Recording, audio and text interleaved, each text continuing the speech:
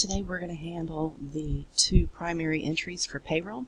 The first entry for payroll is handling what is being paid to the employees and what is being withheld from their checks. And then the second entry is what is the amount of tax expense that the employer is responsible for. Okay, and we're going to do these under two different scenarios. The setup here, they give us some salary amounts: sales salary, warehouse salaries, office salaries, and then they give us amounts that are withheld from all of their paychecks right here. Okay, so we need all of that information to handle the first entry, and then when it gets into payroll taxes, we need some of that, but then we also need to know this unemployment compensation information down here. Okay, so let's just jump right into it. It says, assuming the payroll for the last week of the year is to be paid on December 31st, that's the day they're actually getting their money, journalize the entry on December 30th to record the payroll. So when they said you're recording the payroll, they're talking about what the employees are getting and what is being withheld. So let's go ahead and put a 12/30 date. Let me do that differently. Let's see, 12/30. Okay, and we're going to handle all of the debits first, okay, which are going to be these accounts right, well, we're going to turn these into accounts. They're going to be expenses right here. So we're just going to say sales, salaries, expense, and we're going to use the exact amount they give us, $178,000. Okay, then we're going to debit warehouse, salaries, expense, and we're going to use the $98,000. Next, as you can guess, office, salaries, expense, and we're going to debit $91,000. Okay, so those are the expenses. Next, we're going to handle the credits, which are going to be the withholdings from the employees' checks. And I probably need to make this a little bit wider. Okay. My first credit, I'm just going to go down this line right here, and I'm going to give it account names. Instead of putting income tax withheld, I'm just going to put employees federal income tax payable. Okay, employees, I'm going to abbreviate a little bit here, federal income tax payable. Okay, and we're going to use the amount they give us, $64,592. Okay, the next one's Social Security tax withheld. We're going to just put Social Security tax payable.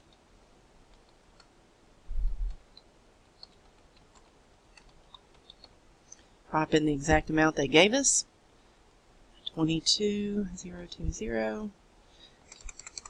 Okay, the next one is going to be that Medicare tax withheld, and we're going to put Medicare tax payable.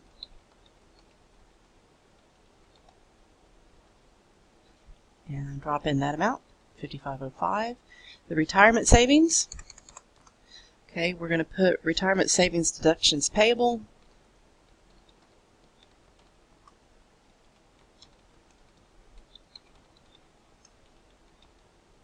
Let's just stop at payable. Okay, and we'll credit that for the 8074. Last but not least, group insurance. We're going to put group insurance payable. Drop in that amount. Okay, we're almost done. If you can imagine your own paycheck, you get that payroll slip that comes with it that tells you how much you've made. It gives you a gross amount, and then it gives you all the deductions. That's basically what's happened here, but it's just in mass. All the employees' gross amounts. Here are all the employees' deductions. The only thing left that would make this balance is to find the amount they're actually receiving. That is going to be the salaries payable.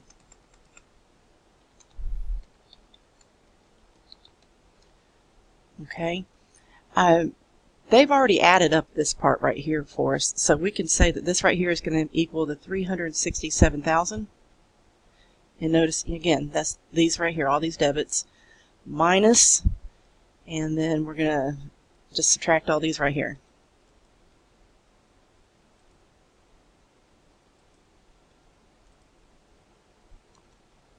Okay, so $260,203.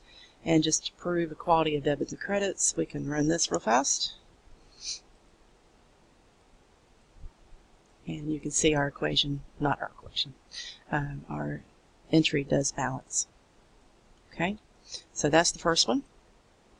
Next, it says, assuming the payroll for the last week of the year is to be paid on December 31st, same setup here, journalize the entry on December 30th to record the payroll taxes on the payroll to be paid on December 31st.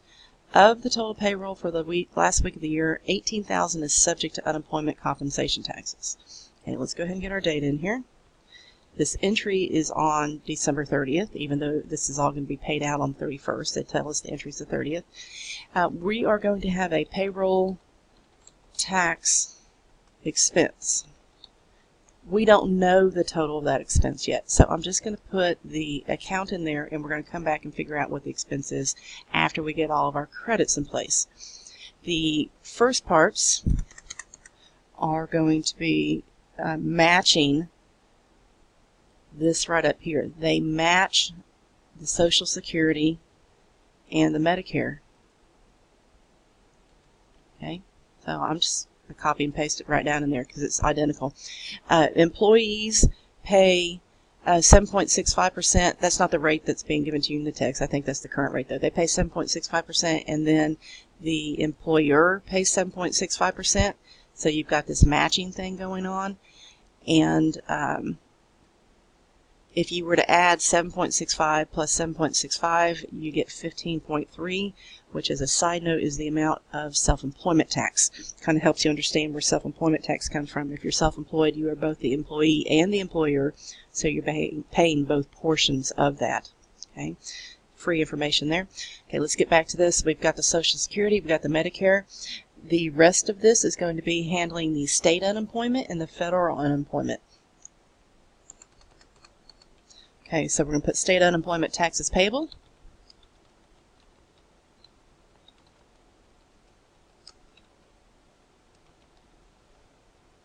Okay, now they said right here that of the total payroll, only $18,000 is subject to unemployment compensation taxes.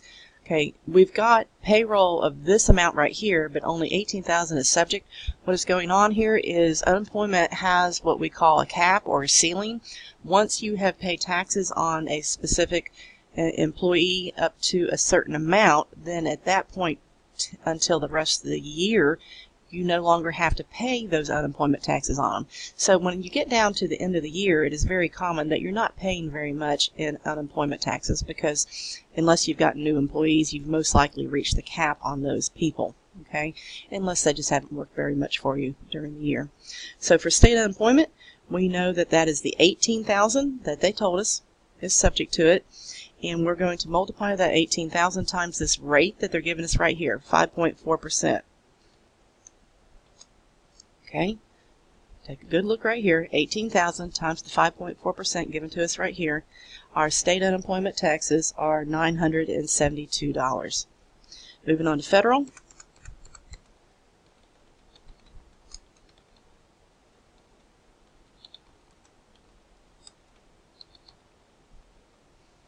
Okay, for federal, we're going to take the 18,000. And we're going to multiply it times the federal rate right here, 0.6%. Okay, so there's $108 in federal unemployment taxes that we have to pay. Now again, this is what the employer is paying. That is their tax. These amounts up here, the employer is only acting as an intermediary. Okay, they're withholding it, but they're turning around and giving it to the taxing authority or whoever's handling retirement or whatever. Okay, so they don't get to keep this money, but it's also not their expense. It's just what's being withheld from the employees. This is the actual expense of the employer. And once you get all your credits in place, all you're going to do is you're going to pull a sum of those credits. Okay, and that gives you your payroll tax expense. So again, get these correct, add them all up, and you're going to get your payroll tax expense. So that is the first one. Now we're going to turn around and we're going to do it one more time, only this time the difference is we're going to pay it on January 4th. Okay, we're still making the entries on the 30th, but instead of paying it on the 31st, we're paying it on the 4th. For the very first entry, that does not make one bit of a difference. Okay, so we can just completely paste that in here and say we're done. No difference whatsoever. Now where the difference comes in is in the second entry. Okay, since we are paying this on the 4th of January instead of the 31st of December, that means we are in a new calendar year. The IRS, the government works on a calendar year. They don't care when your own fiscal year is. You're going to deal with the calendar year for payroll taxes. Okay, so all of these amounts that we said had a cap on them have started back over. So the entire $367,000 is now subject to unemployment taxes. I'm going to go ahead and copy this, but then we're going to alter it just a little bit.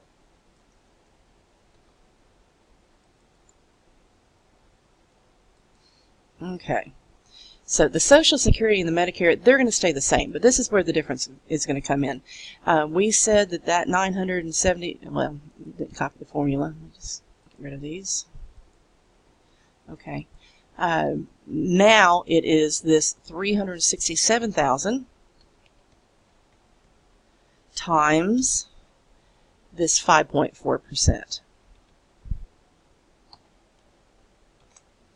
Okay, so now we have $19,018 being that we are responsible for state unemployment taxes, and then for federal, we're going to take the same 367,000 and multiply it times the federal rate of 0.6%.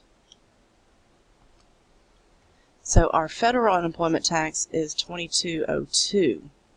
Now, just like we did before, this one right here, we can just take a sum of all of our credits and we get our payroll tax expense. You can see it's much larger now than it was under this scenario, simply because the ceilings or the caps on those unemployment taxes were erased because it's the beginning of a new year. Okay, so that should get you set for those two entries. It's really very straightforward. I guess that wasn't the best idea. Let's shrink it back up just a little bit there.